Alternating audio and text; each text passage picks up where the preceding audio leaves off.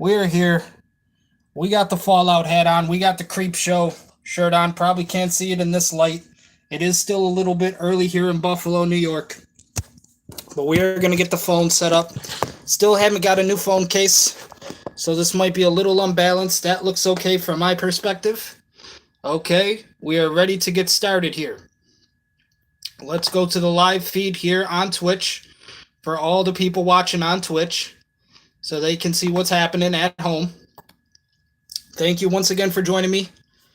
Ladies and gentlemen, ghosts and goblins, witches and wizards, vampires and werewolves. Tonight, we will continue The Last Drive-In Season 4 with Joe Bob, episodes 9 and 10 tonight. I believe Joe Bob going to be reviewing the movies House of the Devil and Wolf Cop. My apologies, ladies and gentlemen, for not being that active with the streams this month. Depression has been a bitch. Just haven't felt like doing a lot of streaming. Tonight, the reason we're streaming so early is because in a couple hours, Monday Night Raw is going to be happening. But I do want to say, I do prefer my All Elite Wrestling right now over my WWE. WWE has not storylines. The writing has just been all over the place. From a personal booker's perspective, from a personal writer's perspective, I think the writing is kind of trash right now in WWE. AEW put in on fucking great matches left and right so far. They just had All In London at Wembley yesterday. Daniel Bryan finally won his first World Heavyweight Championship. The match between Mercedes Moné and Britt Baker, 5-star classic. The match between Will Ospreay and MJF, classic, 5 stars. I mean, they're just putting on good matches left and right, ladies and gentlemen. Ricochet also debuted in All Elite Wrestling yesterday at All In London. So they definitely are building some reputation there right now. Like I said, I'll try to catch a little bit of Monday Night Raw tonight. That's the reason we're streaming kind of early here in Buffalo, New York right now. The sun is still shining. But like I said, depression has just been kind of bad this month. I haven't felt like doing a lot of streams. So we got a lot of catching up to do right now. Only a few episodes after this, I believe. Maybe 6 or 7 more episodes in season 4 of The Last Drive-In with Joe Bob. What else did I want to mention? Oh, yeah. Also, we're kind of like bouncing around a little bit right now. We got The Last Drive-In Watchalongs going. We're also doing a little bit of a Madden series right now. Before that dies out, I'm hoping around October that I can pick up my copy of Silent Hill to be able to play that. I'm hoping to get Silent Hill for my birthday. So hopefully we'll be able to do some streams on that. Also have a friend who said he was going to get Dragon Ball Sparking Zero for me, so hopefully that's still happening. And then in October, we can do the Silent Hill streams and the Dragon Ball Sparking Zero streams. In October as well, for my birthday, I'm going to be checking out Terrifier 3 over at the cinema. I don't watch too many movies at AMC anymore. I used to work at AMC, but it just it doesn't hit the same way when I have to sit there in the theater and kind of reminisce about the good old times. I kind of prefer watching my movies over at the Regal at the Galleria now. They have phenomenal theaters over there at the Galleria, with Regal being over there. They have RPX, 40X, all of that. So I'm hoping to see Terrifier 3 in a really good format as well. But I will be watching that around my birthday. December, I will be playing Marvel Rivals when that releases. Marvel Rivals is going to be free to play. So we will have some streams happening in the near future, ladies and gentlemen. But for tonight, our main priority is The Last Drive-In with Joe Bob. And we're going to be watching episodes 9 and 10. Again, I believe Joe Bob talking about The House of the Devil and Wolf Cop tonight. So, ladies and gentlemen, ghosts and goblins, witches and wizards, vampires and werewolves, thank you for joining me once again for another Last Drive-In Watch Along with Joe Bob. Now I'm going to let the man, the myth, the legend himself take it away. Let's get right into this. No, look, I'm trying to be nice, but I've told you this 3 times. I don't want the soy sauce that comes out of the green bottle. I I want the soy sauce that comes out of the red bottle that causes heart disease, okay? All right, well, just do it. About these movies lately is that the devil is back.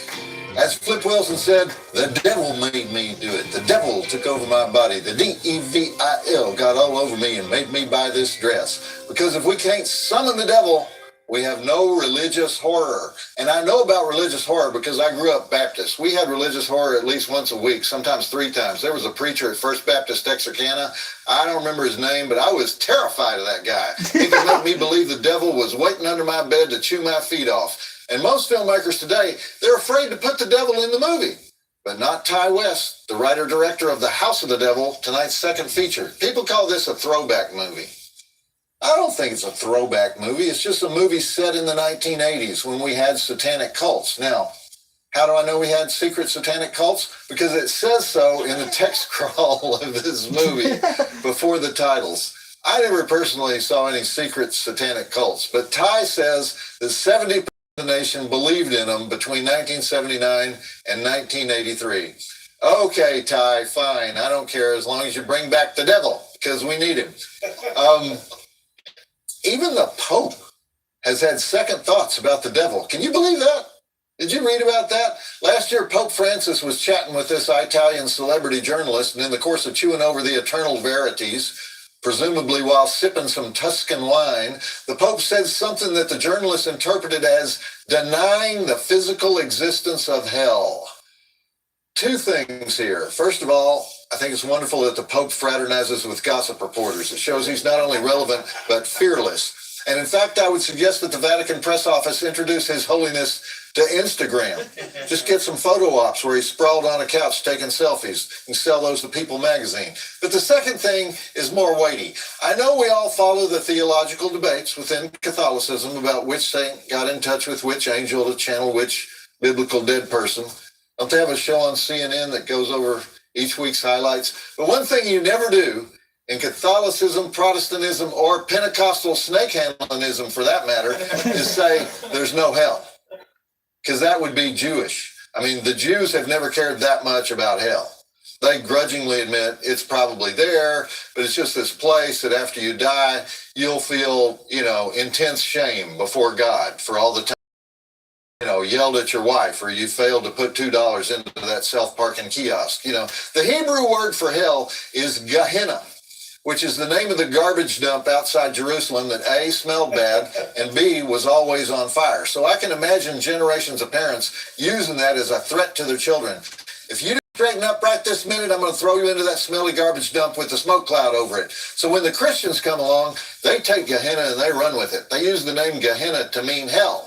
And that's not just trash burning out there. It's demons and human souls, and it burns forever because it's mixed with brimstone, which does indeed smell bad when you burn it. Actually, brimstone turns red, but it burns blue. So if you got brimstone out there, you got this blood red gelatinous mess with a blue flame on it, or what the great preachers call the lake of fire. Now, the only time I can remember seeing an actual lake of fire was in the late 60s when the industrial pollution in Cleveland got so bad that Lake Erie burst into flames and smoldered for several weeks out there.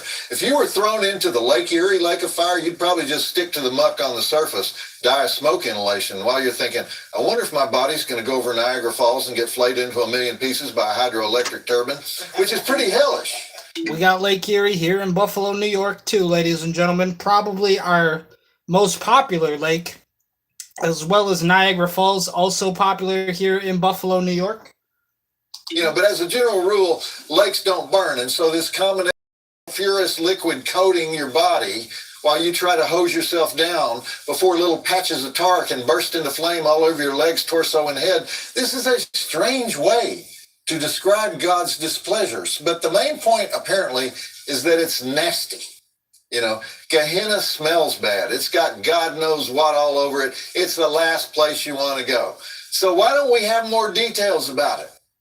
We don't normally think about hell unless some artist or novelist or poet describes it for us, because all the popes and the church fathers and the reformers, when they're asked the question, where do I go when I die? They have been annoyingly vague about the answer. Now, They all agree on the basics. There's two places. God is in one place. That's where you want to go.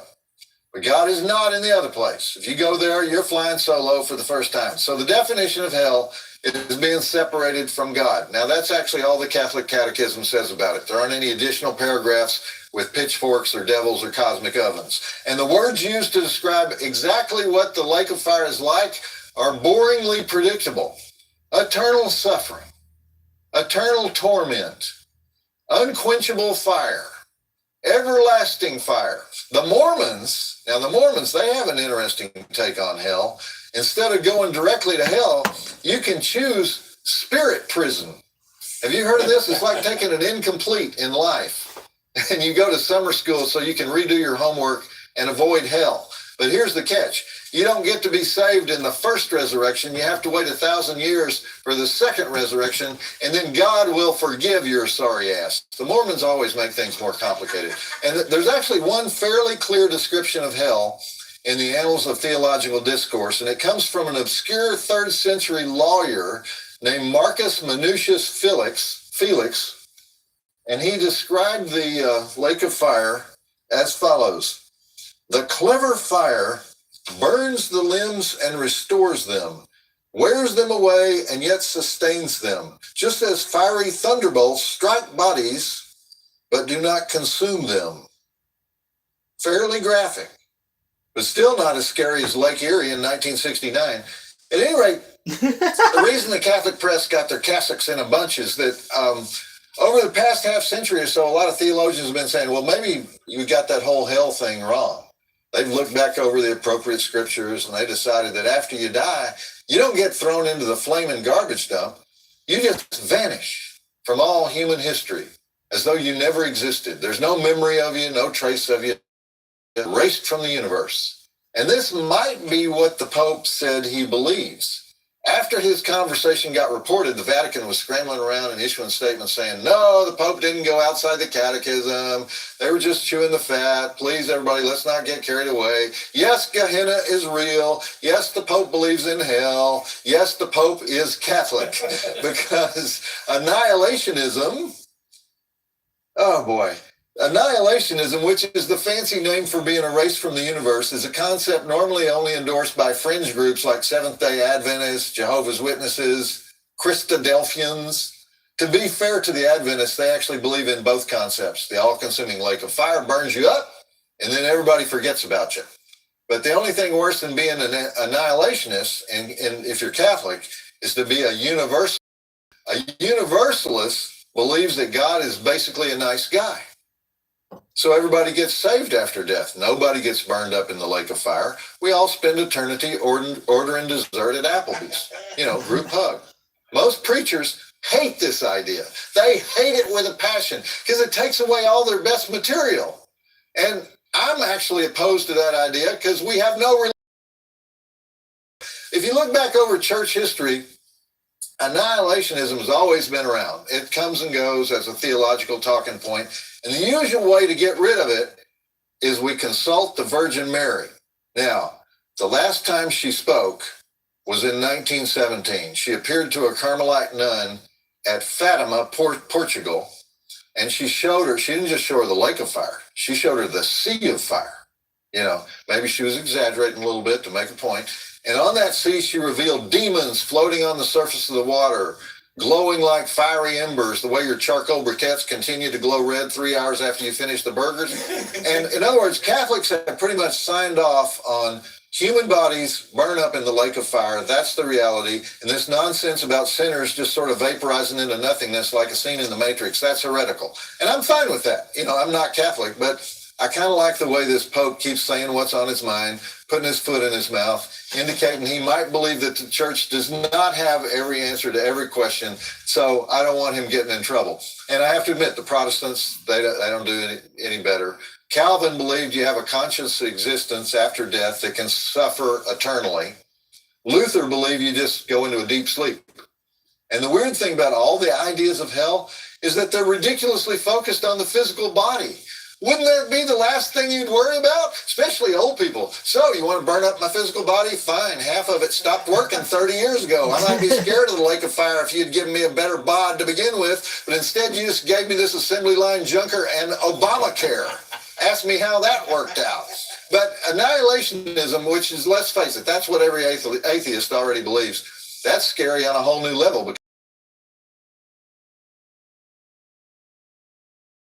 Having to sit through a play. Alzheimer's doesn't exist anymore. You're not just separated from God, you're separated from yourself. God could have at least had the decency to put an asterisk next to your name, like Roger Maris's home run record, give you credit for trying, but no. Cosmic zap. Disappear into the time-space continuum like a drop of evaporating rainwater. But consider this. If I'm judging the two hells just on what we can do with them in the movies, okay, Lake of Fire on the one hand, Cosmic Zap on the other, I gotta say, there's potential either way because we're in the age of special effects, right? We can do the Cosmic Zap.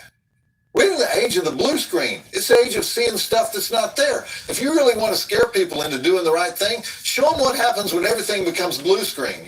That life you just lived, sorry, blue screen. Once we turn on the house lights, there's nothing there. You don't exist. Next. Pope Francis undoubtedly watches a lot of Sci-Fi Channel. He knows this. He just can't say it. Okay, sorry to get off on that. I'm Joe Bob Briggs, and I'm here with Darcy, the Catholic mail girl, who will be here for the duration, taking your tweets and messages and emails and converting them into memo. You are Catholic, right? You're Catholic. I was raised Catholic. Does that count? You were raised Catholic? Yeah. I am Catholic too, ladies and gentlemen, Irish and Italian. Cosmically zapped? Exactly. Okay. But the House of the Devil, coming up right now, is the old familiar story of the college co-ed who's down to her last $84, but she's desperate to move out of the dorm because her oversexed slob roommate keeps making the sign of the double-humped blowfish while she's trying to sleep. And so she takes a weird babysitting job in a creepy gingerbread house in rural Connecticut that turns out not to be babysitting at all. Plus, the house itself seems to be alive. Yes, it's been done before, but has it been done with a 3-minute Sony Walkman house-bopping ripoff of Tom Cruise dancing to Bob Seger's old-time rock and roll in Risky Business? Only this time, it's Jocelyn Donahue bopping to One Thing Leads to Another by The Fix. I think not.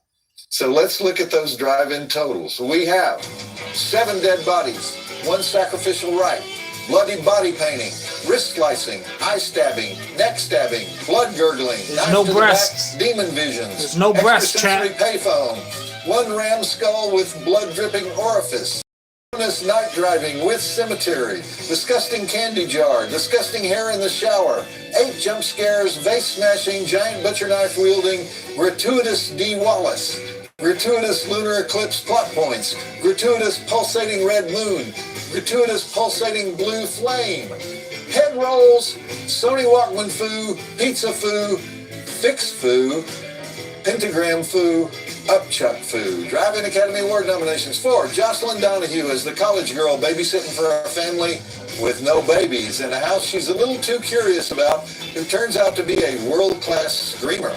Greta Gerwig as the loving best friend who goes around campus ripping down babysitting ads.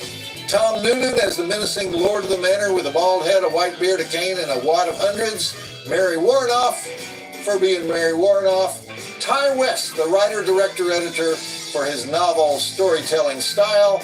And especially Jeff Grace, the composer, because in a movie where not a whole lot is happening on the surface, the incredible musical score always tells us what's going on beneath the surface. 3.5 stars. Joe Bob says, check it out. 3.5 stars, even with no breasts, Jeff. I made that reference, but do you know that British band, The Fix? The Fix, F-I-X-X, One Thing Leads to Another. They're still on tour. They are still on tour from 1979 to now. And I don't mean the occasional nostalgia gig at the Hollywood Bowl Seniors Night or whatever. I mean 70, 80 gigs a year. 97 dedication. Because that's what when I'm 94, I want to be at a casino in North Dakota sharing a whiskey sour with a frisky young 87-year-old babe, talking about all my top 40 hits. Of course, I don't have any top 40 hits, so We'll talk about the time a woman in the Fort Smith, Arkansas airport wanted my autograph. So, similar idea.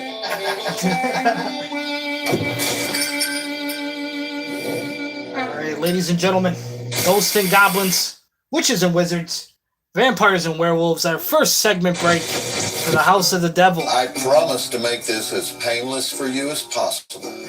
Spoken in a weird voice in a movie entitled The House of the Devil. That's not a red flag. It's a red mural painted on the side of a mortuary. But she needs that double pay. A whole $100 to get that first month's rent for her cool new place in West Springfield. Now, West Springfield is in Massachusetts, and the movie was filmed in Connecticut. And the bells on the church are playing Christmas music, so they're going out of their way to tell us it's a cold New England winter, or maybe late fall, the onset of the Stephen King-style horror season. I make this point because Ty West, the filmmaker, has said many times that his favorite horror flick in the world is The Shining, which is, of course, Big Steve's coldest film. And by the way, that was the complete performance of Dee Wallace in this movie as the landlady. Ty West wanted to use Dee Wallace, and he wanted to use Mary Warrenoff, icons of 80s horror.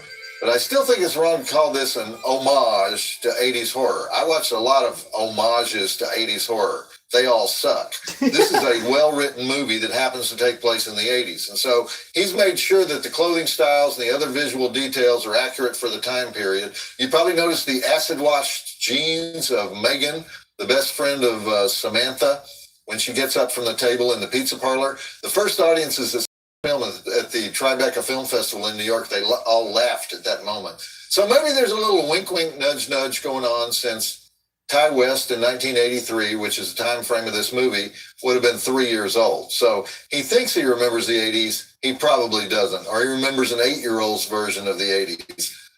And I'll show you how that plays out later. But what's with the text crawl before the movie starts? During the 1980s, over 70% of American adults believed in the existence of abusive satanic cults. Another 30% rationalized the lack of evidence due to government cover-ups.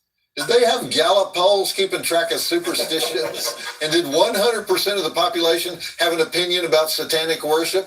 And then it says, the following is based on true unexplained events. Very hokey.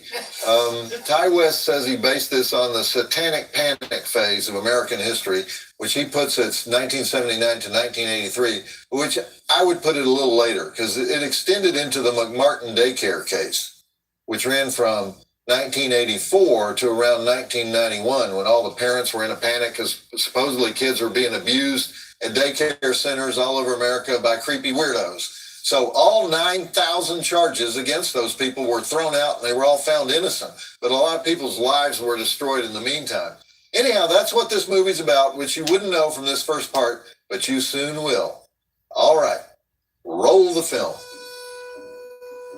You always know it's a satanic cult because they draw a pentagram and they put a candle in the middle of it. I don't know when the pentagram became a devil worship thing, but I do know that by the 80s, you weren't supposed to wear it to school or display it. It got on the banned jewelry list, just like the Surfer Cross, Nobody remembers the Surfer. Anybody remember the Surfer Cross? It was the Iron Cross of Nazi Germany. You would wear it on a chain around your neck, but in the middle of the cross was a guy on a surfboard. Because when I think of surfing, my mind goes right to the Third Reich. I don't know about you. But I don't know how much surfing they did in the Baltic, in Germany. But sometime in the 60s, somebody decided, you know what? I want to represent myself as a Nazi and a surfer. So they had more laid-back Nazis, I guess, in the 60s. Never been too interested in surfing, but I would like to learn how to snowboard eventually. We get a lot of snow and blizzards down here in Buffalo, so snowboarding would be interesting. Used to skateboard back in my day. Has a point of no return, and I think we just found it. Greta Gerwig in 2009 getting her head blown off by a bearded creep. Greta Gerwig 8 years later, 2 Academy Award nominations as a writer and a director for Lady Bird. That's another reason this is not exactly an 80s film. Greta Gerwig is the queen of mumblecore, right? And so the first 37 minutes of the movie are essentially mumblecore. And now the horror flick starts. Mumblecore is being that name they gave for all the early 2000s indie films where nothing happens. And there are these long talky scenes with 20-somethings agonizing over their relationship. That's kind of a distinction on how you can tell what coast people are from as well. If they're surfers, most likely from the West Coast, but if you're a snowboarder, you're most likely from the East Coast. And skateboarding is all around versatile. I mean, we have more of a street style here down on the East Coast because we didn't really have a lot of fucking underground swimming pools in our backyards growing up. So that's kind of more of like West Coast and Tony Hawk style. But we definitely know how to skate street out here on the East Coast. So I've definitely been interested in learning how to snowboard eventually. That would be pretty cool to me. Ty West was only 28 when he wrote, directed, and edited this flick. He grew up in King of Prussia, Pennsylvania, which is one of those Philadelphia suburbs that's all expressways and malls. And he had a lot of really low-paying jobs. He was selling jeans at Diesel when he made his first movie. So he knows the anguish of Samantha in this movie, desperate for that $400. He always wanted to be a filmmaker, though. From the age of 7 or 8, he started making stop-motion animation films with his G.I. Joes. And he describes himself as an obsessive-compulsive only child. So he couldn't afford NYU. I, too, have always wanted to be a filmmaker, director, and writer, ladies and gentlemen. It's very important to me to be a director and writer because some of my favorite directors of all time, such as Martin Scorsese, Quentin Tarantino, they have also done it themselves. Basically, I started writing scripts around the age of 4 years old just because I loved it so much. And the stop motion genre has also been very important to me. I love stop motion films, such as Nightmare Before Christmas, also Caroline. There's not a whole lot of stop motion movies out there because they are very difficult to accomplish and to pretty much put on the silver screen. It takes a lot of time and effort to do such a thing. But stop motion is also a very unique kind of genre to me, and I would eventually love to not only make a movie one day, but also to kind of dabble into the stop motion field as well. So he went to the much less prestigious School of Visual Arts in New York City, which is... And for me, the New York Film Academy, anything related to movies with like New York City has kind of been out of my budget entirely. When I was growing up, I actually had the, idea of maybe moving down to Florida and studying at Full Sail University. And the interesting thing about that statement is when I kind of had that idea, and again, like I know nobody in Florida, I've never actually been to Florida. This was just something I wanted to do to pursue my dreams of filmmaking. But the interesting thing about Full Sail University is this is before it had even happened. I wanted to go down to Full Sail University because I pretty much thought that was my best chance at getting my foot in the door for filmmaking. And also, years later, Full Sail University not only became the site for esports, so like Optic Gaming would play there, Team Envious, FaZe, all those guys would have tournaments over at Full Sail University, but now made their home base over at Full Sail University. So anybody at Full Sail University could watch NXT wrestling, which is of course WWE, but that was pretty much NXT kind of became Full Sail's own little homegrown kind of featured product. And it's very interesting to me to think about it now because again, this still has their home field and they're located at Full Sail University in Florida. It's the poor man's film school. I always love it when one of those guys makes good instead of the rich kids at NYU. And his first flick was a campy vampire film called The Roost. Mumblecore with killer bats is what it was about, a group of friends on their way to a wedding who get stuck on a creepy farm. Then he made a low-key thriller about a hunting trip gone wrong called Trigger Man. And around the time of this movie, he also directed Cabin Fever 2, but it got taken away from him by the producers and recut, and he tried to get his name taken off it, but he was unsuccessful. And then this is yet another movie about ordinary people from the city who go out of town into a countryside seething with menace against their better judgment. The open road has been a dangerous place ever since the Texas Chainsaw Massacre, and he kind of goes out of his way to let us know that this house is not in town where the college is. It's way out in the country. And then he's made 3 more features since this film: The Innkeepers, The Sacrament, and In a Valley of Violence. He does not like being called a horror director, by the way. He's one of those guys. All right, back to the movie.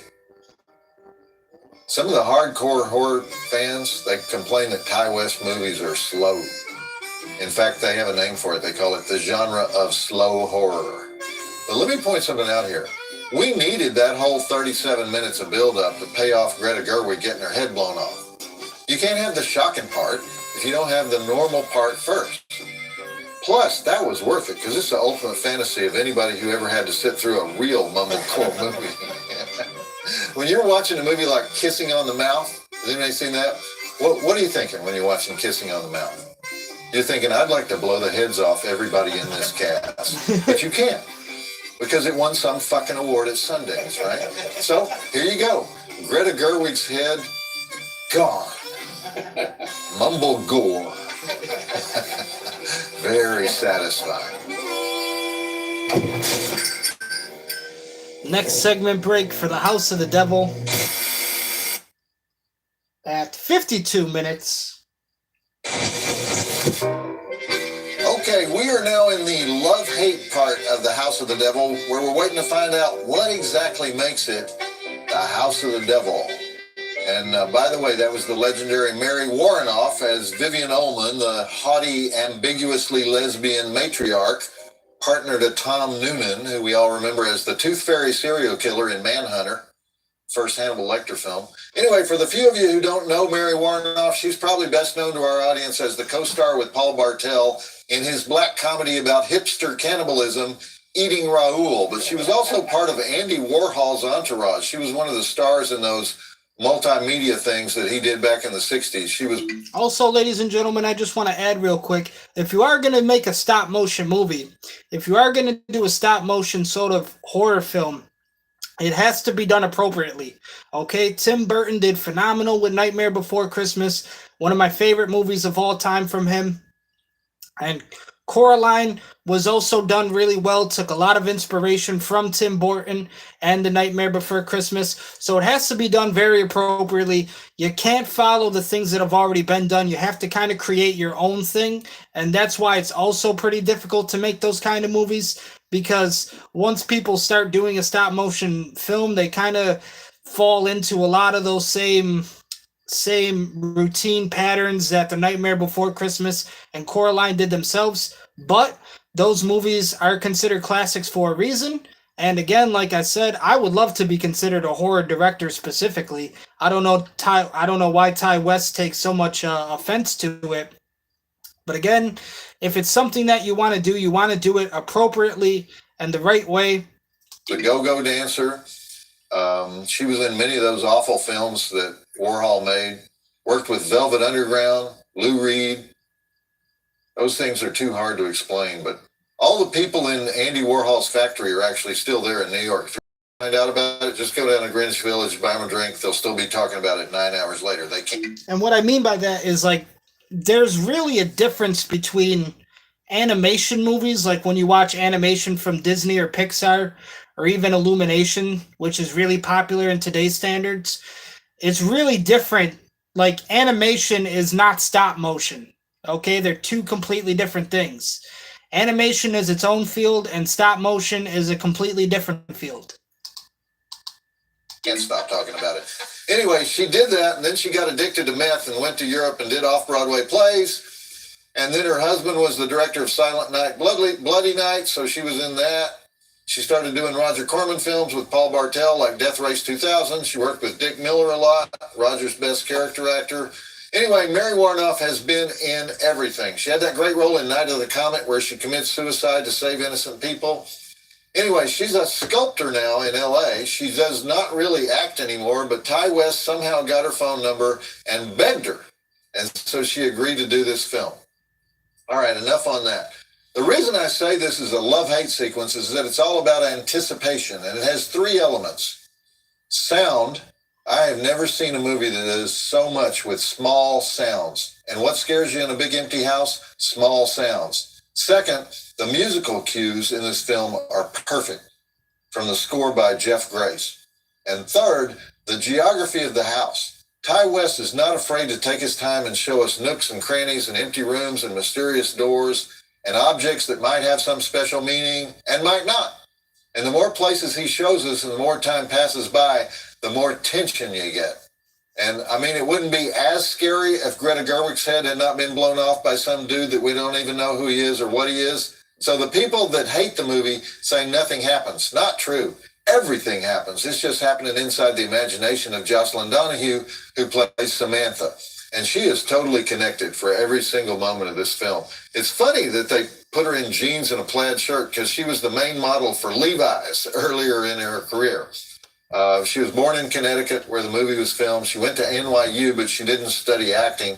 She studied sociology. She's also known for Insidious Chapter 2. She was 26 years old when this movie was made. Okay, back to the flick. Who majors in sociology? Why is that still around? What is sociology anyway? Is that like figuring out how many meth addicts live in West Virginia and then what are the various reasons they started taking meth and where the social sociology is, isn't it? Something like that. Of course, Mary Warnoff became a meth addict because if you're Mary Warnoff, that's part of being Mary Warnoff. You got to do that. Just like you had to be in Chelsea Girls with Nico. Remember Nico? Nobody. Nico was a German goth girl. Okay. Velvet Underground. She was with them. Jim Morrison. La Dolce Vita. She was in La Dolce Vita.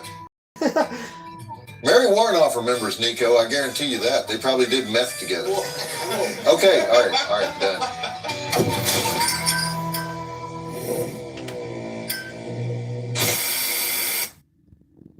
I also think it's interesting how this episode, we basically, like Joe Bob here is talking a lot about Ty West, the director and writer for this movie, The House of the Devil. I'm speaking a lot about Tim Burton, who is also one of my favorite directors of all time. But Ty West has been more, people I think would know him more for the movies now, like X, Pearl, Maxine. Not exactly my favorite kind of horror movies. I think they're all right. I definitely watched X, and I thought that was a decent kind of horror movie. But everything after that just kind of seemed a little absurd to me. And from somebody who doesn't really consider himself a horror director, I could see why those movies weren't really my favorites. But Tim Burton has definitely been working a lot more with Jenna Ortega. Jenna Ortega, I absolutely love as an actress. I love that she's always willing to work with Tim Burton. Series on Netflix. And Jenna Ortega has also more recently been involved with the Scream franchise. So I'm sure if Wes Craven was still around today, she would have a partnership with Wes as well. But she has been most known for her acting in, more recently, the Scream movies and the Tim Burton movies. Tim Burton making a little bit of a return here in our day and age, in our modern times, which I absolutely love to see because some of my favorite movies from him always were Nightmare Before Christmas, Batman, back in the Michael Keaton days as well, which is coming out very soon in theaters. I'm excited for that. Beetlejuice 2. Another Michael Keaton movie as well.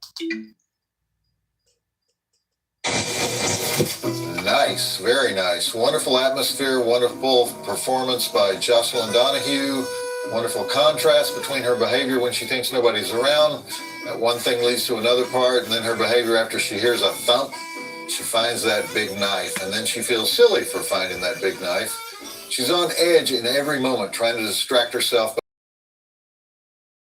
Back and forth exactly the way you would if you weren't sure what's going on, but hoping for the best. We know things are bad, really bad, worse than bad, but she doesn't. But whatever she's getting by osmosis is sinking into all of her pores. I've never seen a soundtrack that does more with thumps and little noises and slight scrapes all over this house. Is it a person? Is it a harmless noise? Is it random We never know, and she never knows. So once again, Ty West got slammed for having all these scenes where nothing happens. But let me put it this way. What's the difference between good sex and awesome sex? The build-up, right? The anticipation, the delayed gratification, and we're about to have some awesome horror sex here. Okay, roll it. You know who uses butcher knives yanked out of butcher blocks more than any other filmmakers? The producers at Lifetime Network. Those psycho women in Lifetime horror movies, they're always grabbing those kitchen knives. And as we know from Chekhov, if you grab the knife, you have to use the knife. Chekhov's gun rule, we've talked about it before. If you see a gun in the play, the gun has to be fired at some point in the play. So we've seen that wicked knife, and I'm just guessing that Ty West knows his Chekhov. Next segment break. The House of the Devil at 1 hour 15 minutes. You know you're in the hands of a horror master when huge clumps of black hair can create a jump scare. One question though, last time when she was just kind of exploring the house, she took that giant knife with her. Now she's going upstairs knifeless. And she used the knife to cut the pizza. So why would she do that? Because she's conflicted about the knife. She's drawn to it. She's repulsed by it. She feels silly for getting it out in the first place. She's telling herself she doesn't need it. And I don't know where Jocelyn Donahue studied acting, but I guarantee you she worked out every detail of those emotions and inner conflicts. And what makes this such a perfect performance is that she doesn't need to scream in order to be a scream queen. But when she does scream, she knows what she's doing in that department as well. Roll the film. You know what I think we need right now?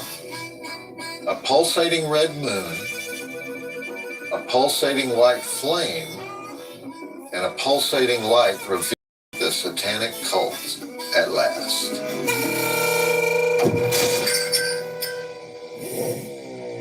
And the next segment break for House of the Devil. This is after the end credits, so the end of the movie now. And so, yeah, you want action? You think Ty West is slow? Only when he wants to be. I should mention the guy who played the son, the bearded killer who blew Greta Gerwig's head off. That's A.J. Bowen, Georgia guy, works all the time in indie art house films, always good.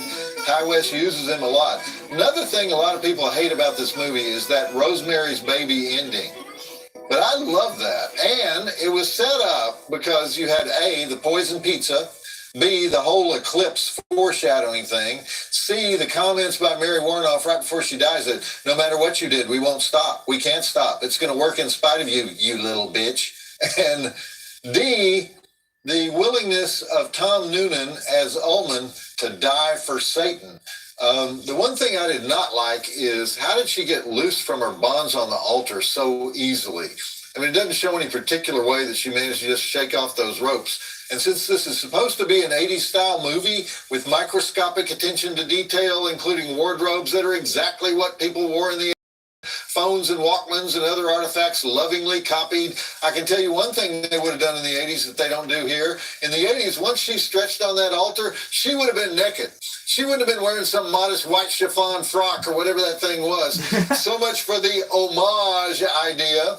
Okay, so the movie was filmed in Connecticut in March 2008. In 18 days, it had an announced budget of $900,000, and it made $100,000 at the box office. So, ouch, not exactly gangbusters when it first came out. The creepy house is in Lakeville, Connecticut, which is in the same area of Northwest Connecticut where they filmed the original I Spit on Your Grave all those many years ago. Only part of the movie not filmed in Northwest Connecticut is the early scenes at the university. Those were filmed at Central Connecticut State University in New Britain, which is over by Hartford. I hope the film eventually finds its audience. It's one of the better horror films of the past 20 years, and I hope Ty West gets his breakthrough film. The movie did lose out at the box office, ladies and gentlemen. Didn't even make back half of what its budget was, so you can see why there wasn't really a sequel. And since we are talking about Connecticut so much with this film, the WWE headquarters, also in Connecticut. Can have the artistic freedom that he deserves. He's apparently very opinionated and argumentative, which doesn't always go over well in LA, and so he needs a little bit more box office leverage to work with. All right, Darcy, Come on, help me out. Or Ladies should and I gentlemen, say Darcy, the Samantha? lovely male girl. Nice cosplay for this. Thank you. You know, I know you went through a Satan worship phase when you were younger, so That is not true. and it's okay to admit that stuff on the last drive-in because we won't judge you. The only church I go to is a church of horror. Okay, that qualifies. That's close to satanic. It's so not.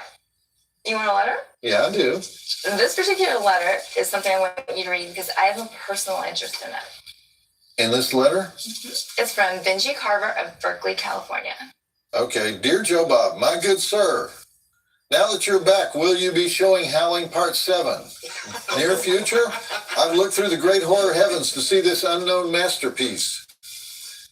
Be a great double feature pairing with The Beast Within. Bloody Best, Benji, Berkeley, California.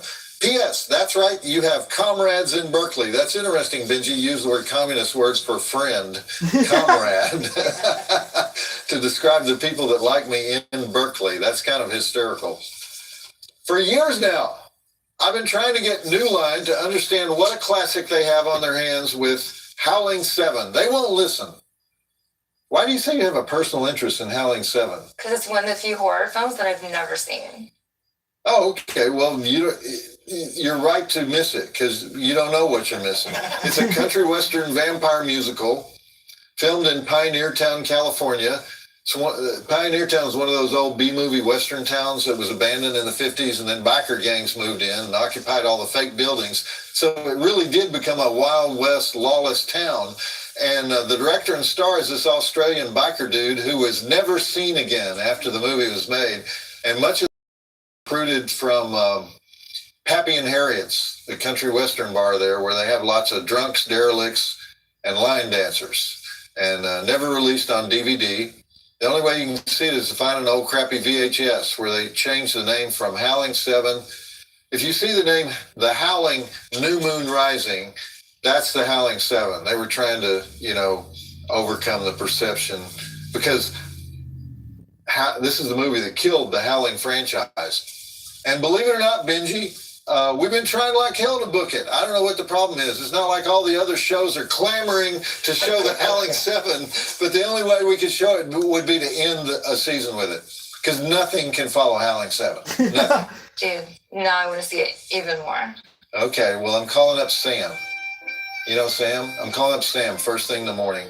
Sam is the official curator of Shudder.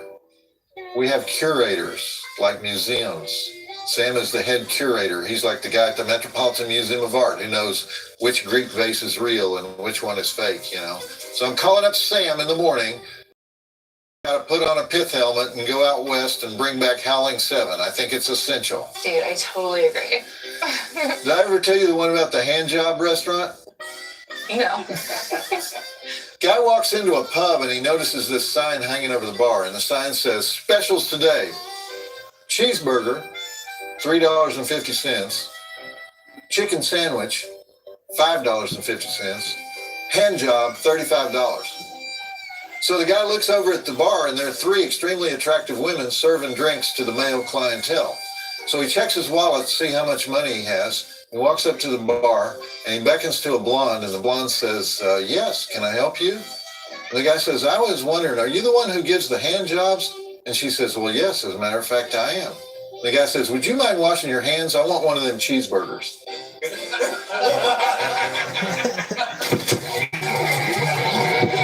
All right. Next episode, Wolf Cop. And we will take a 1.5, 2-minute break, ladies and gentlemen. I'm sipping on my Arnold Palmer, of course. We got some Arnold Palmer. Sipping on some Arnold Palmer, chat. A little half and half, iced tea and lemonade. Always. The perfect drink for the last drive-in with Joe Bob, if I do say so myself. And also, AEW, All in London. Wembley 2024. I'm taking it over WWE SummerSlam 2024 every single fucking time, ladies and gentlemen. 5-star matches. All in London, Wembley 2024. You had the debut of Ricochet. You had Mercedes Moné versus Britt Baker. I'm taking that over fucking any Logan Paul match. You had Ospreay versus MJF. I'm taking that over any fucking bitch-ass MGK appearance. All right? They put the title on Daniel Bryan. Daniel Bryan winning his first fucking championship. Bryan Danielson. Okay, for all the wrestling critics out there who want me to be fucking historically accurate. Bryan Danielson winning his first ever world championship and championship in All Elite Wrestling. I'm taking that over any fucking Cody Rhodes match you put on the... I say that, and now we are taking our break, ladies and gentlemen. All Elite Wrestling, All In, London, Wembley, 2024. Way better than WWE SummerSlam 2024. I'm saying it now. Put it in stone. Put it right back. They had Fozzy, chat. They had fucking Fozzy at Wembley. Fozzy at Wembley.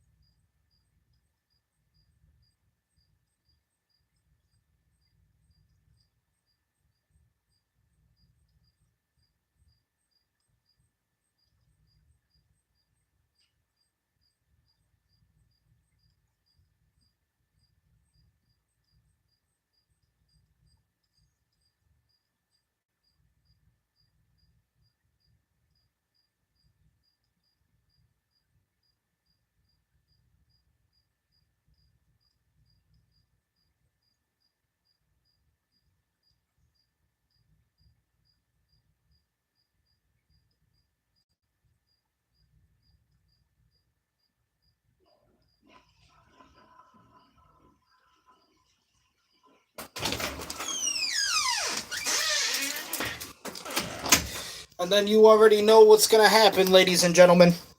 Ghosts and goblins, witches and wizards, vampires and werewolves, all the fucking wrestling experts out there, all the fucking wrestling marks are going to go, oh, well, what's the matter, Dwayne? You like the LA Knight versus Logan Paul match at SummerSlam? No, I didn't. No, I didn't actually. I watched Mariah May versus Timeless Tony Storm over that piece of shit garbage you call a Logan Paul match any fucking card that you give me. Best thing that happened at SummerSlam 2024, Roman Reigns returned and Gunther won the World Heavyweight Championship. There you go. Those are the highlights from SummerSlam 2024. What happened at All In, London, Wembley 2024. All Elite Wrestling put on a fucking showcase. Put on an absolute fucking showstopper, ladies and gentlemen. Banger after banger after banger after... That's what the fuck I'm here for as a wrestling fan.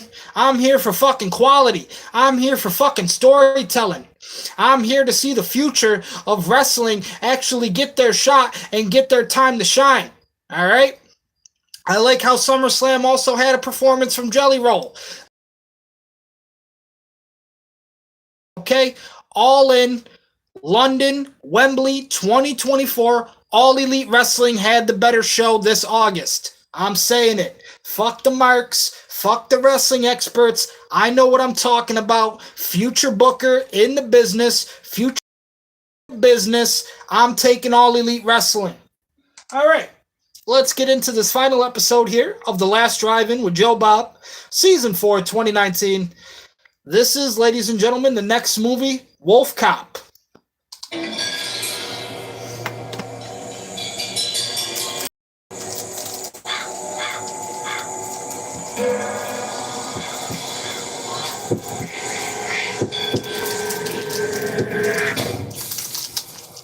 I'll tell you one goddamn thing. Why did I say that? That's what a drunk at a bar says. I'll tell you one gall darn thing. Have you noticed people that say, I'll tell you one goddamn thing? They always say at least 10 things. You know, they can't shut up. But they are actually correct when they claim to know one thing, because they're drunk. And a drunk can usually be trusted on his unique single topic.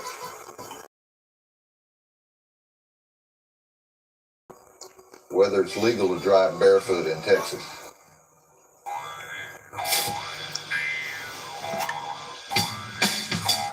All right, ladies and gentlemen, we do have to mute the audio for a second. Don't want any copyright strikes because of the audio.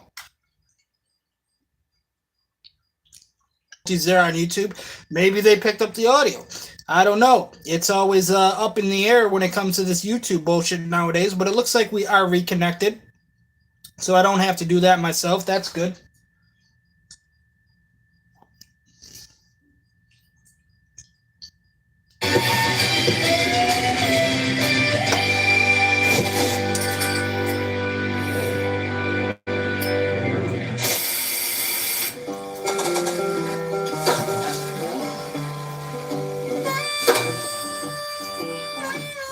Can't we afford something better than an American TV? You know what this show needs? We need more Saskatchewan movies. Saskatchewan, you know? You guys all vacation in Saskatchewan, don't you? You know? Regina or Saskatoon? Which is better? You know, when you're getting away for a party weekend, where do you go? Or I tell you what, name the third largest city in Saskatchewan, which is not a trick question because everybody goes to Regina or Saskatoon for the sightseeing, but you shouldn't ignore that third choice up north. You thought it was Moose Jaw, didn't you? No, Prince Albert. Prince Albert. Of course, going to the north of Saskatchewan, that's kind of like saying, okay, that's it. I'm just going to lie down in the snow and wait for the weasels to eat my flesh because that place is cold. People in Saskatchewan, they go to North Dakota to get warm. Northern Saskatchewan, that's just redundant. Arkansas of Canada. You know, people know it's there, but most people have never been there. So going to northern Saskatchewan would be like going to Arkansas and saying, there's not enough folk to do here in Little Rock. Take me up in the Ozarks where outsiders get butt raped like Ned Beatty. You don't go to northern Saskatchewan. They've got irradiated Eskimos up there, glowing uranium mine workers. They use their skin to power up the snowmobiles. Anyway, not only are we going to watch a Saskatchewan, but the star of the movie is actually from northern Saskatchewan. You know what movie I'm talking about? I'm talking about Wolf Cop. He's a werewolf, but he still carries a badge, an all Saskatchewan production.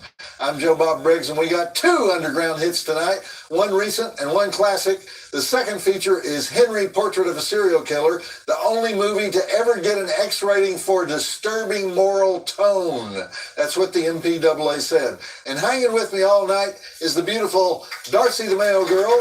Darcy the Mail Girl, ladies and gentlemen. Manager of your tweets, emails, and instant messages in case you need to get in touch with me at any time. Darcy, as you can see, is intrepidly manning the Last Drive-In press room. Mail Girl, I should add. Table. But Canadians are sneaky, though. They look like us, but they think we're stupid. If you're ever around a bunch of Canadians and they don't know that you're American, they think you're Canadian like them, they'll start saying snide stuff about Americans. They think we're vulgar and money hungry and they don't want us working up there. Have you ever cared about a Canadian working down here? Does that bother you? Hell, William Shatner, Ryan Gosling, Donald Sutherland, Michael J. Fox, Seth Rogen, Mike Myers, Dan Aykroyd, Jim Carrey, Rachel McAdams, Keanu Reeves, Matthew Perry, Justin Bieber, Celine Dion, Kim Cattrall. They're all Canadian. Hollywood is crawling with Canadians. But watch what happens if an American gets named head of some major Canadian company. What do we need this American up here for? They're like majorly prejudiced against us, but that's okay. We love you anyway, you Saskatchewanies. What do you call people from Saskatchewan? Saskatchewanians. They have this prairie pride thing. Always talking about the prairie. I'm from the prairie. I mean, it's the same prairie as our prairie, but we sort of don't use that terminology anymore, unless we're talking about Little House on the Prairie. And let's not talk about Little House on the Prairie because Michael Landon was in that, and he used to make my skin crawl. Anyway, does anybody here in the trailer park know exactly where Saskatchewan is? Don't lie. Don't Google it. Hands off your phones. Hands off your phones. Where is Saskatchewan? That's what I thought.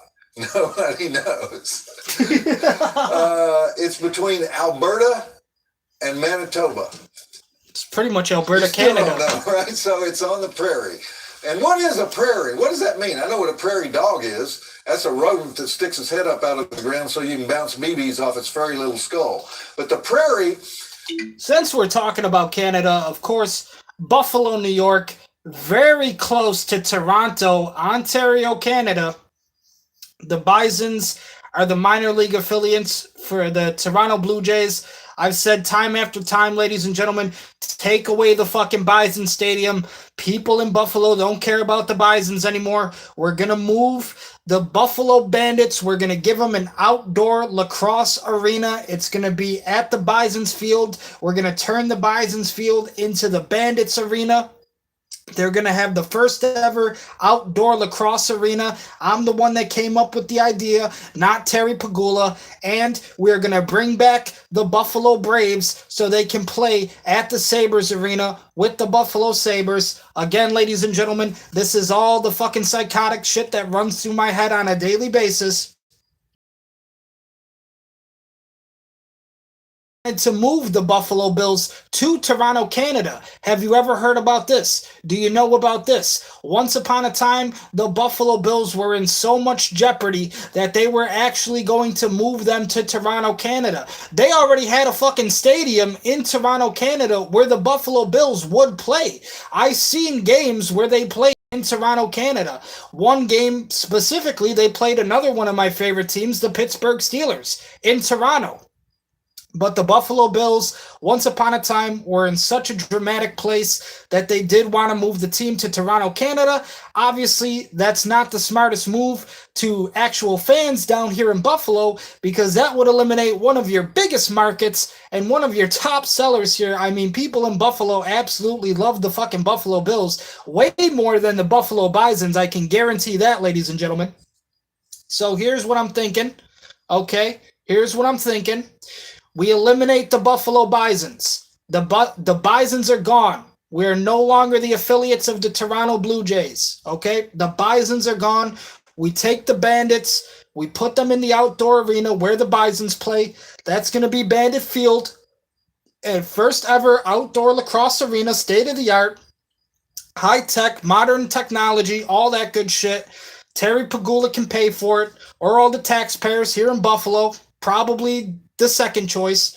I have also seen an AI-generated image before of the Buffalo Bills on Niagara Falls. It's actually a really cool fucking image. But again, a little bit too far away from the city. Okay, a little bit too far away from the city of Buffalo. I don't really know how many people would be driving out to Niagara Falls to watch a Buffalo Bills game. I'm sure there would be a few. I'm sure there would be many more than there would be in Toronto, Ontario, Canada. If you've ever seen the AI generated image of the Buffalo Bills at Niagara Falls, it's a beautiful fucking image. It's a great idea. Again, it's just a little bit too far away from the actual city of Buffalo, New York. And then, also, since we're talking about Canada, Nova Scotia, the hometown of my boys, the Trailer Park Boys. Okay, the Trailer Park Boys, I did get to watch them live here in Buffalo, New York a few years ago. For one Christmas, they were doing a special at Shea's Performing Arts downtown, which is actually across from the movie theater I used to work at as well, AMC. But I Trailer Park Boys at Shea's Performing Arts doing a Christmas special, and this is when Jim Leahy was, so rest in peace to Jim Leahy. But it was definitely a funny experience to see the Trailer Park Boys. They're from Nova Scotia. One time in my NHL season, even though this isn't really Nova Scotia, I did play with the Halifax Moose Jaws. So I was playing for Halifax once upon a time in one of my NHL seasons. But that's neither here nor there, ladies and gentlemen. This is just me talking and doing some yapping, doing a little bit of chat with you guys. We'll get right back into the episode here. I don't know, it's weeds, in flat land where the Arctic air whooshes down on us and causes ice storms and knifes through you like you're being flayed open by a psychoplastic surgeon who's trying to freeze dry your gizzards. That's what the prairie is. Okay, so we cleared that up, and we're moving on to Wolf Cop, one of the finest Saskatchewan horror movies ever made. The sensitive story of an alcoholic deputy sheriff whose wangdoodle turns black as his body rips apart during a full moon, leading to his capture by shape-shifting Satanists who need to drink his blood during the solar eclipse so they can continue to run criminal operations in a small town where anybody can die at any moment. Why can't we have an NBA team again? Why the fuck can't we have an NBA team again? All right, they could be the Buffalo Bisons. Like I said, just eliminate the Bisons team. We're done with that. We've seen it. We've been there. We've had it. It was cool while it lasted. No more affiliates with the Toronto Blue Jays. The Bisons are gone. Bring back an NBA team to Buffalo. All right? That's what we really want to see. An NBA market here in Buffalo, New York would fucking be excellent. Okay? You call them the Buffalo Braves. You call them the Buffalo Bisons. Whatever the fuck.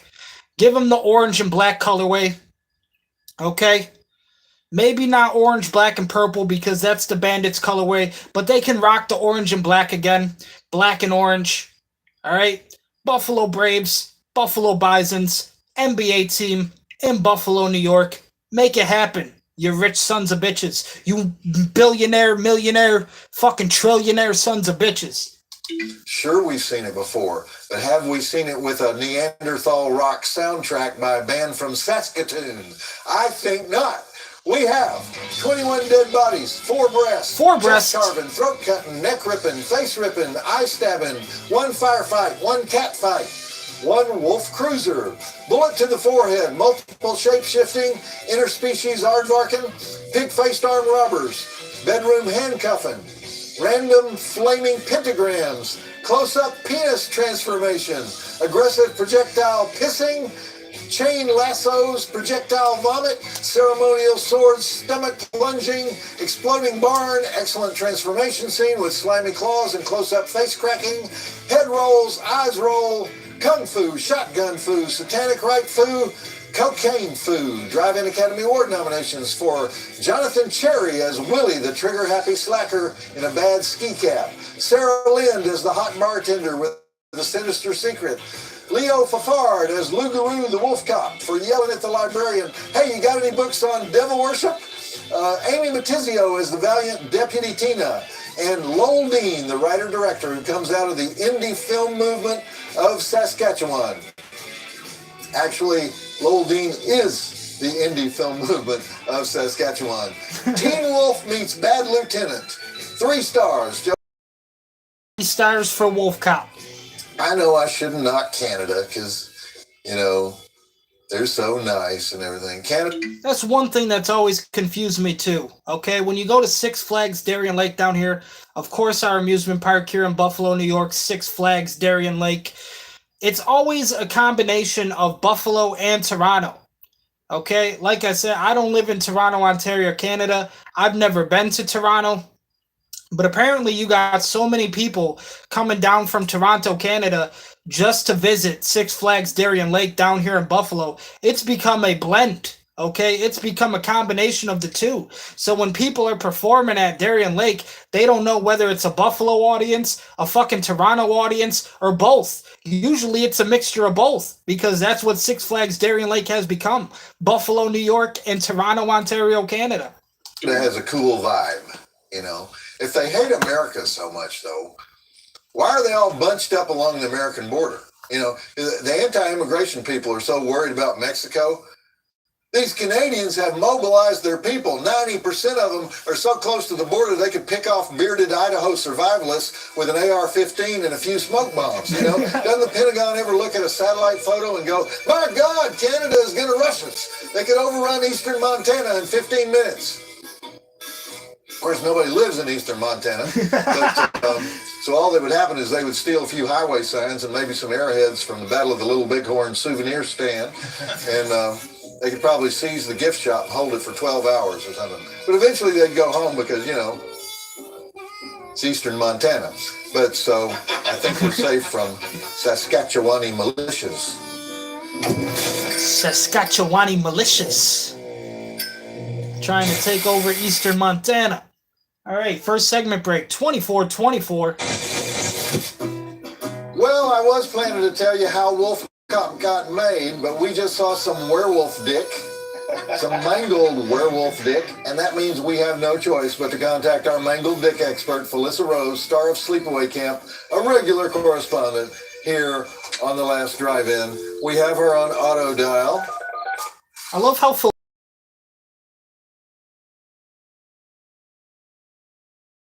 Felissa Rose. No. Will the penis be usable? Oh, yeah. You know, once it goes black, you can't go back. And the blood doesn't bother you? Not on a werewolf. But why would they start a werewolf transformation with the guy's schlong? Because wolves are hunters, Joe Bob. So what? So what do males hunt with? Their dicks. Oh, okay, I get it. I as usual, you've explicated the male member for us, Felissa. Thank you very much. I've explicated many male members. That's correct. All right, that was the famous Felissa Rose, who may or may not have a penis that may or not be mangled in Sleepaway Camp, bringing us up to speed on Wolf Cop. So let's get back to the movie. Do we dwell on dick too much on this show? You can't dwell on dick too much, Joe. You're still on the phone? Well, I was thinking about that bloody black male member. Felissa, you're freaking me out. Come on. Oh, now I need a drink. Yeah, so do I.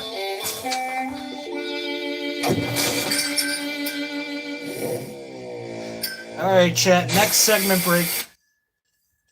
42-22. Okay, I have a question about liquor donuts.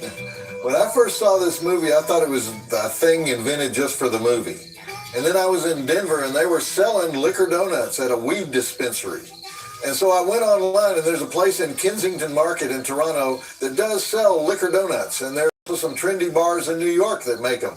But all these places are these too cool for school hipster places. And the movie implies that liquor donuts is a small town thing that everybody knows about.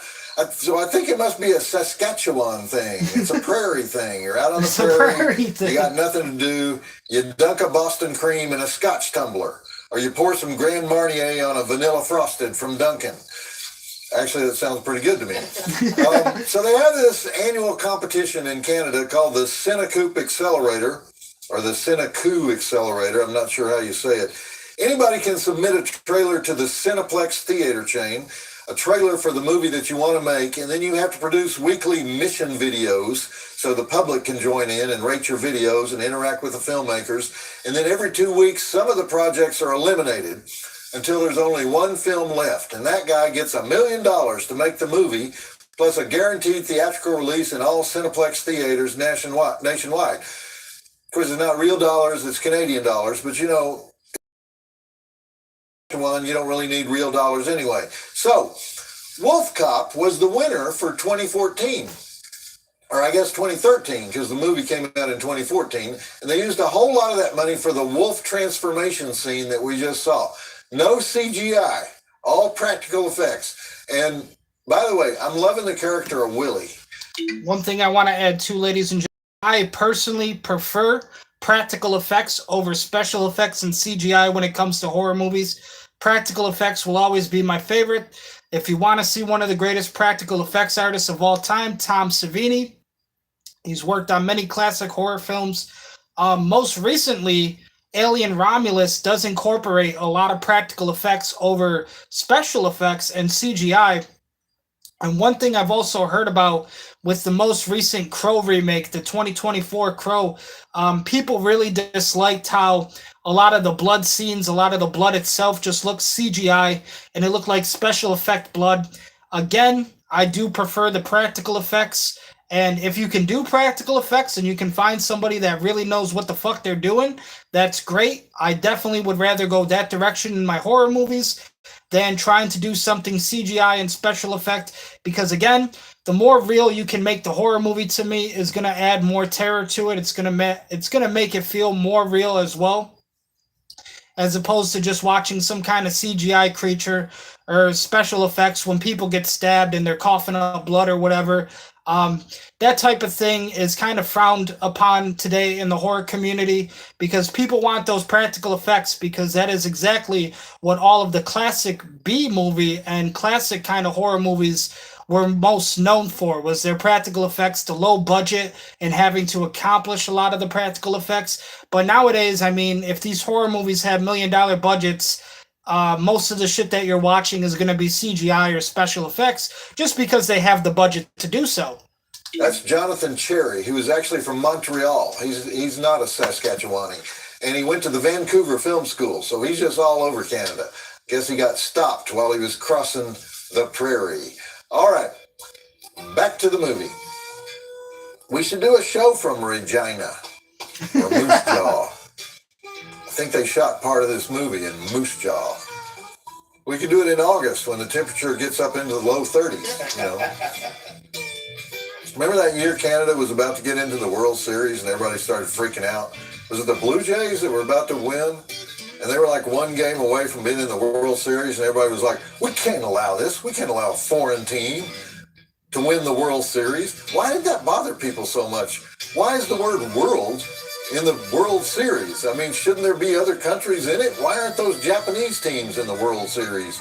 Why isn't Mexico City one of the teams in the major leagues? They love baseball in Mexico City. You ever been to a Mexican baseball game? You know, they used to have a pro baseball team in every border town along the Texas border. I don't know. You could go to an Indios game, corrida in the bull ring. All that stuff dried up, except for the Tecolotes in Laredo, in Nuevo Laredo. The Tecolotes, they still play ball down there. And what is a Tecolote? I'm not sure. I think Hoot Owl. So it's the Nuevo Laredo Hoot Owls. Anyway, we don't have to worry about the Regina Hoot Owls winning the World Series because baseball is not big in Saskatchewan. Nothing is really big in Saskatchewan except Saskatchewan.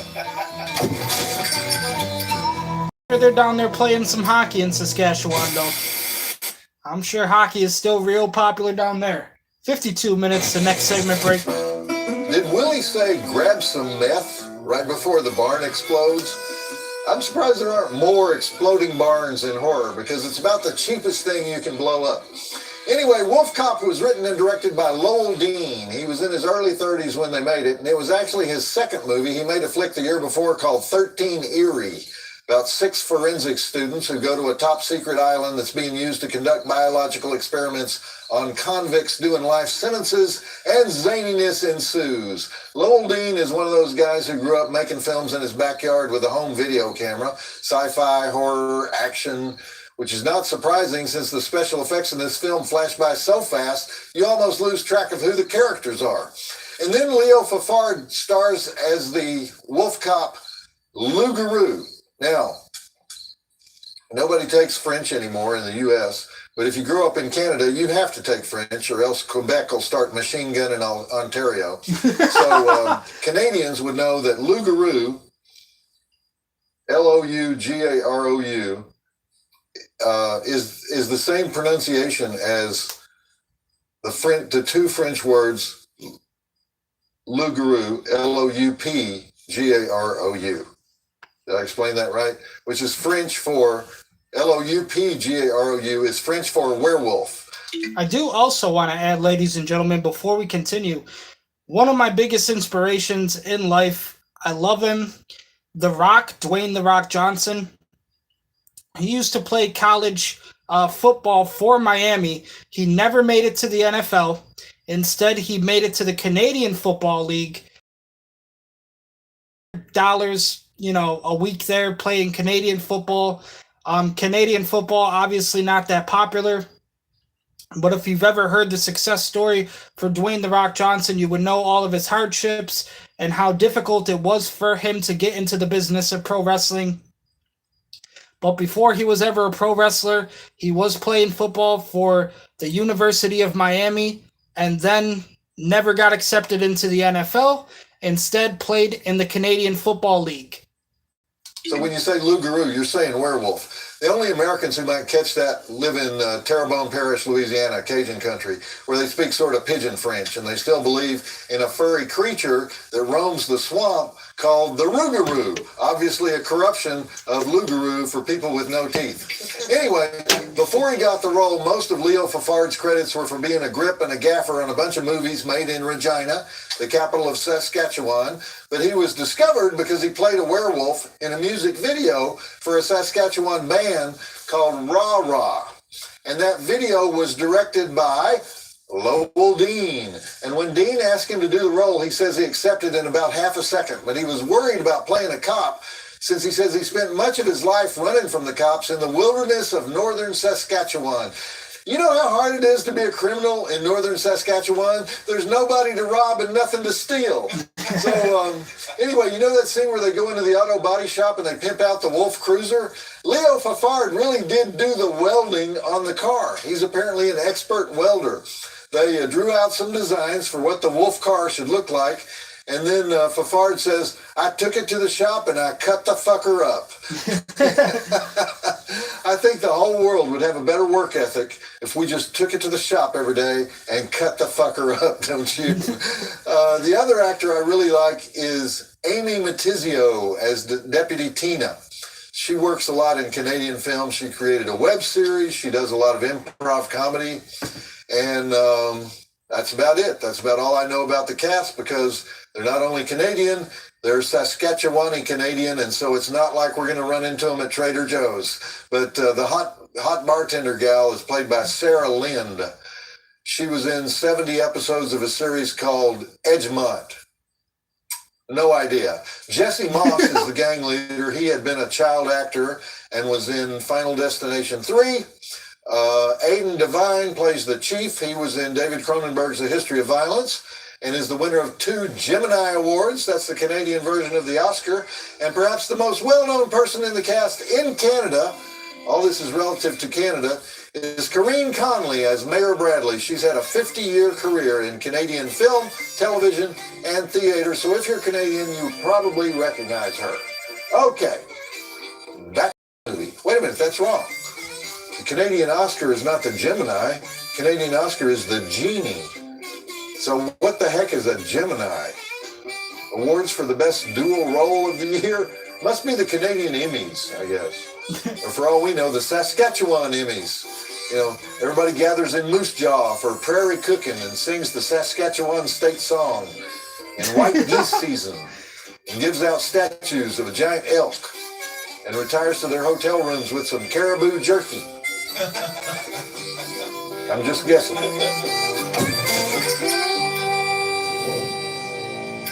That next segment break. 1 hour, 1 minute. Everything that goes wrong in loup-garou's life involves his penis, doesn't it?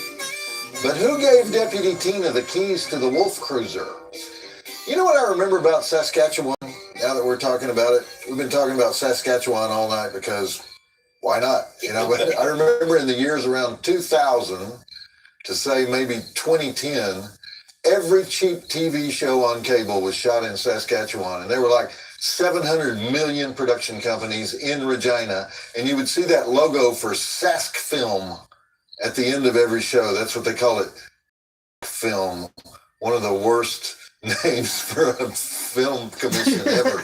And it could be a crime reality show about a serial rapist in the Georgia mountains, but they would find some way to film it in Saskatchewan. They filmed everything up there. And then overnight, all those production companies left town and went to Manitoba, which is, all right, is Manitoba to the east or the west of Sydney? It's interesting how this is all related to Canada, too. In 2003, one of my favorite horror movies of all time, Freddy vs. Jason, shot in Vancouver, Canada. So apparently they couldn't find a decent enough place here in America. They took that shit up right to Vancouver, and Freddy vs. Jason was made. So apparently Freddy vs. Jason has a greater Canadian audience than an American audience, which I know is hard to believe, but like I said, still one of my favorite horror movies of all time, if not my favorite. Freddy vs. Jason, filmed and shot in Vancouver, Canada. Saskatchewan. I don't know. But it's one province over.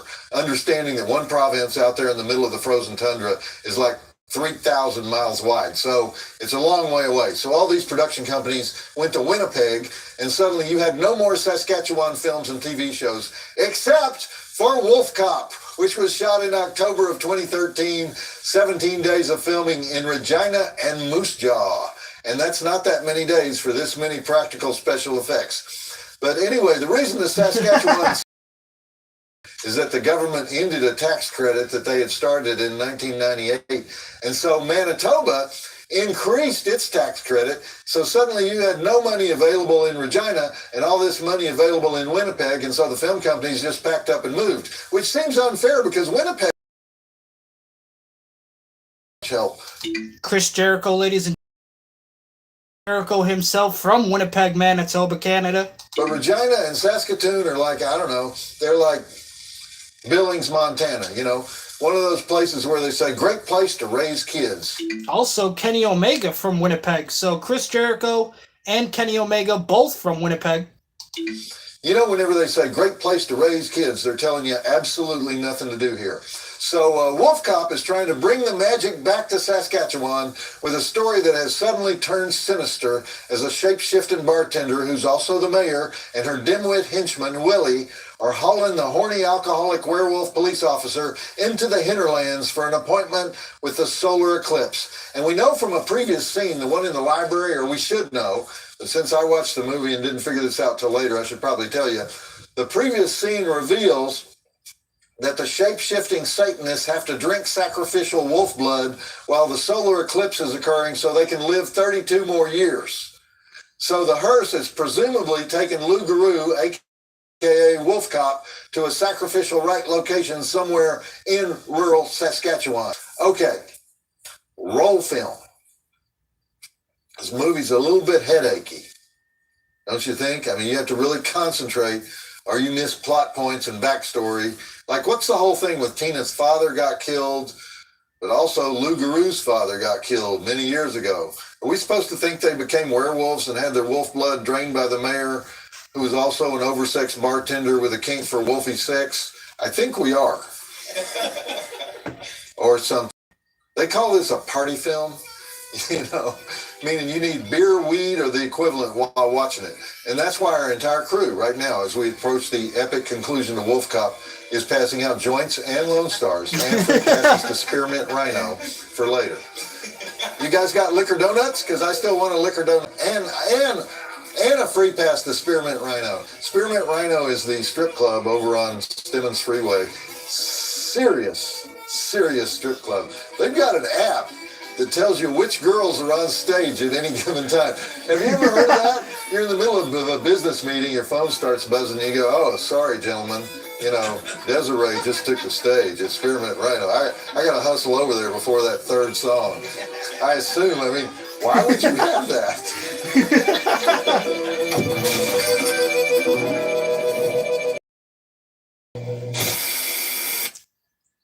All right, chat. After the end credits now, end of Wolf Cop. Those were some long credits. There must have been 9,000 people working on that movie, including 7 producers. Did you see that? 7 producers for the movie Wolf Cop. Holy shit. 7 producers. That's 7 bank accounts, all right? That's 7 wallets that put this movie together. Have you ever watched Wolf Cop? Well, it took 7 producers and 7 bank accounts to make it happen. All right, Chet? 7 producers, and that's on a movie that supposedly got all its financing from a public contest. Anyway, in that final sequence, I don't know what the rules are. I mean, sometimes they use kung fu, sometimes they use supernatural kung fu, sometimes it's fist fights. Great cat fight between Deputy Tina and the femme fatale bartending shapeshifter. They have shotguns, rifles, handguns. Sometimes you die from a gunshot, sometimes you don't. Tina gets stabbed in the stomach with the sword that's sticking through the police chief. But then later she's okay. Plus the 3 shapeshifters, the gang leader and the police chief are the same person. The mayor and the bartender are the same person. But Willie, who's his other shape? He just kind of flashes in and out of focus a lot, like the flap on his shape-shifting carburetor got stuck. I do like Glugaroo, the wolf cop, taking a swig of liquor like Popeye chomping spinach, only with Canadian whiskey. Anyway, they obviously spent most of their money on those special effects, and so the plot is a little thin. And then in 2017, they made the sequel called Another Wolf Cop, but apparently the small-town Saskatchewan crime-fighting werewolf subgenre had played out by then because the response to the sequel was underwhelming. Okay, in just a minute here, we're going to come back south of Niagara Falls and watch the only movie that ever got an X rating for something called Moral Tone. That's how we do things in the States. One of the strangest movies to ever come out of Chicago. But right now, it's time to catch up with the old drive-in mailbag.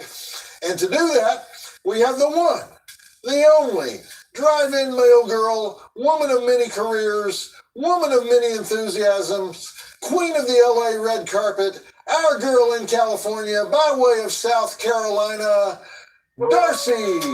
Darcy the mail girl. Here she is. Darcy the lovely mail girl. Darcy. Did I miss something? I thought you deserved a fancy intro. You've been doing a great job lately, so. Uh-huh. What are you going to ask me for? Don't be cynical. All right, before we do the letter, tonight was a wolf movie, and by the way, great wolf girl outfit. Tonight was a wolf movie, and that means we got to mention the Seacrest Wolf Preserve in Shipley, Florida, right? Yeah, that's where we spent the proceeds from the Michael Berryman doll. But they still... Okay, well, we deep thinkers in some marbled lyceum. Those of us who grew up in the 80s and 90s had cable TV as our lyceum and Joe Bob Briggs as our great teacher. Are you listening to this, Darcy? Bringing up a whole new generation of drive-in mutants and the great philosophy of the 3 Bs, blood, breasts, and beasts. You're right, I do like this letter, you know? I thought you would. And he's correct, because the Lyceum, that was where Aristotle taught the principles of dramatic structure, which is what we teach here on the Last Drive-In. We do? Yeah, the 3 unities. Aristotle called them the 3 unities. We call them the 3 Bs. And now, years later, you're like some mythical kung fu master coming down from the mountaintop to impart his wisdom once more. Then I read the whole press release and realized your big comeback was intended to be a farewell tour. This is also true. I modeled my teaching after Chia Lang Lu, better known as Master Chin. You know what I'm talking about? Mad Monkey Kung Fu. Did you ever see Mad Monkey Kung Fu? And yes, I retired from active competition and went into full-time mentoring. That's what I do now. Did you really? This was apparently written when it was unclear whether we were going to do any future shows, okay? Come on, JB. I know you're not like Steven Tyler or Mick Jagger when you say this is your final tour. I believe you. I just know you're going to miss the high-octane life of schlock cinema reviews. There aren't many critics that would show us the great contributions to the major motion picture industry from off-tours like Frank Henenlotter and Herschel Gordon Lewis. Do you think anybody would remember the late, great Andy Sedaris and his oeuvre? Or boob, if you will. He's making a play on the word boob. I appreciate it. If not for your dedication to trashy trivia. Seriously, long letter. You ask people today if they've seen Malibu Express or Savage Beach, and they don't know what the hell you're talking about. It's too bad Andy is not around because he would definitely use you. You would have been great in an Andy Sedaris movie. Do you do any martial arts? I mean, I know if you move. Yeah, really? Okay, well, you would have been great in Andy Sedaris. All right, there's more to this letter. All I'm saying in this world is that this world needs you, Joe Bob, and us life Walmart greeter for the Grapevine, Texas store. Not when you have so much more you can show us, especially the millennials who desperately need your brand of BS. But if this is the end, you've at least taught me how to do it in style, sitting with my feet up in the recliner, in the double wide, while double fisting an old Milwaukee tall boy in one hand and a bowl of barbecue javelina hog brains frito pie in the other. I couldn't find Uncle Rudolph's vital razorback online. I hope you can help me there. This guy actually remembers the stuff we used to cook on Monster Vision. And as we recite the drive-in oath one last time, us mutants... Yes. I want to read the PS. Give our latest male girl a big hug and kiss, but only as is appropriate in today's social climate so you don't get sued. She's been doing a hell of a job upholding the great tradition of drive-in last call Monster Vision male girls. And that is so true because you're the 5th male girl. I know. But the most multi-talented male girl. Although Rusty was a U.S. Air Force pilot. You know, that's our, but also from South Carolina. You know, you South Carolina girls are fierce. Go Cox. Verdict on Wolfcock. You're pretty accurate. We actually agree. It's amazing. It is amazing. All right. Since this guy mentioned me working as a Walmart greeter in his letter, I can picture it. that reminded me of this joke, okay? Very ugly woman walks into Walmart with her 2 kids. And the Walmart greeter says, "Are they twins?" Walmart with her 2 kids. And the Walmart greeter says, "Are they twins?" And the ugly woman says, "No, he's 9 and she's 7. Why? You really think they look alike?" And the greeter says, "No, I just couldn't believe you got laid twice." That's not interesting. All right. That is going to do it for our watch along tonight of The Last Drive-In with Joe Bob, Season 4, 2019, Episode 9 and 10. Ladies and gentlemen, ghosts and goblins, witches and wizards, vampires and werewolves, thank you for spending the night with me. Thank you, Shudder Network, Bob Briggs, and thank you to the lovely male girl, Darcy. Until next time, ladies and gentlemen, peace, God.